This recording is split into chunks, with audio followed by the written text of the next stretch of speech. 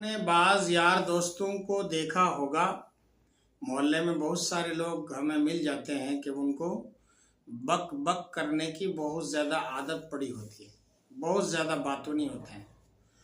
ایسے شخص کا ایمان بسا اوقات بلکہ اکثر و بیشتر خطرے میں آ جاتا ہے۔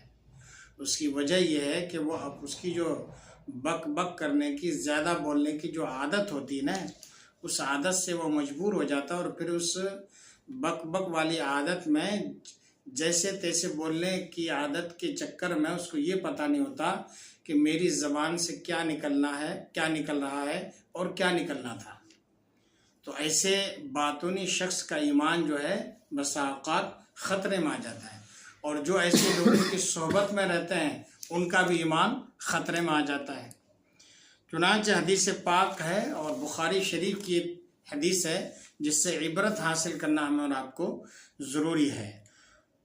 اللہ کے رسول صلی اللہ تعالی علیہ وسلم بخاری شریف میں ارشاد فرماتے ہیں، حدیث نمبر 6478 ہے، رسول اللہ صلی اللہ تعالی علیہ وسلم نے ارشاد فرمایا، بندہ کبھی اللہ تعالیٰ کی خوشنودی کی بات کرتا ہے، یعنی بندہ اللہ تعالیٰ کو راضی کرنے والی بات کرتا ہے اور اس کی طرف توجہ بھی نہیں کرتا، یعنی بعض باتیں انسان کے نزدیک نہایت معمولی ہوتی ہے، اللہ تعالیٰ اس بات کی وجہ سے اس کے بہت سے درجے بلند کرتا ہے، جس کو معمولی سمجھتا ہے، لیکن خدا کے ہاں وہ بات اتنی پیاری ہوتی ہے کہ اس چھوٹی سی معمولی سی بات کی وجہ سے اللہ تعالیٰ اس کے درجے بہت بلند کر دیتا۔ اللہ اکبر، سبحان اللہ۔ اور فرماتا کبھی اللہ پاک کی ناراضگی کی بات کرتا ہے اور اس کا خیال بھی نہیں کرتا کہ اس بات کی وجہ سے جہنم میں گرتا ہے۔ اللہ اکبر کبیرہ۔ یہ بک بک کرنے والوں کی جن کی عادت ہوتی ہے نا، باطنی شخص، ان کے لیے بہت بڑی عبرت ہے یہ۔ اس لیے اپنی زبان کو سنبھال کر رکھنا چاہیے، کیا بولنا ہے، کہاں بولنا ہے، کس طرح بولنا ہے، اس کا لحاظ اور پاس ضروری ہونا چاہیے۔ اس لیے حدیث پاک میں ہے کہ جو خاموش رہا وہ سلامت رہا۔ خاموشی بہتر ہے، خاموشی ایک طرح سے عبادت ہے۔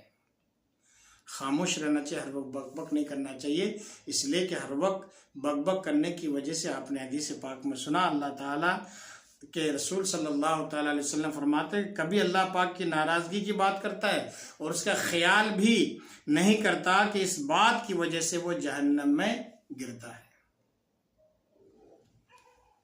اور ایک روایت میں ہے کہ مشرق و مغرب کے درمیان جو فاصلہ ہے، جو دوری ہے، اس سے بھی زیادہ فاصلے پر جہنم میں وہ جا گرتا ہے۔ اتنی گہرائی میں چلا جاتا ہے کہ زمین و آسمان کے درمیان، مشرق و مغرب کے درمیان، پورب اور پچھم کے درمیان جتنی دوری ہے، اس سے کہیں زیادہ وہ گہرائی میں چلا جاتا ہے جہنم میں گر کر۔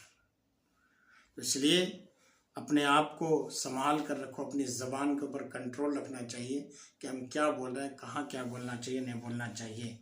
بک بک کی کہیں لت نہ جہنم میں گرا دے، بک بک کی کہیں لت جہنم میں گرا دے، بک بک کی کہیں لت نہ جہنم میں گرا دے، اللہ زباں کا ہو عطا قفل مدینہ، اللہ زباں کا ہو عطا قفل مدینہ۔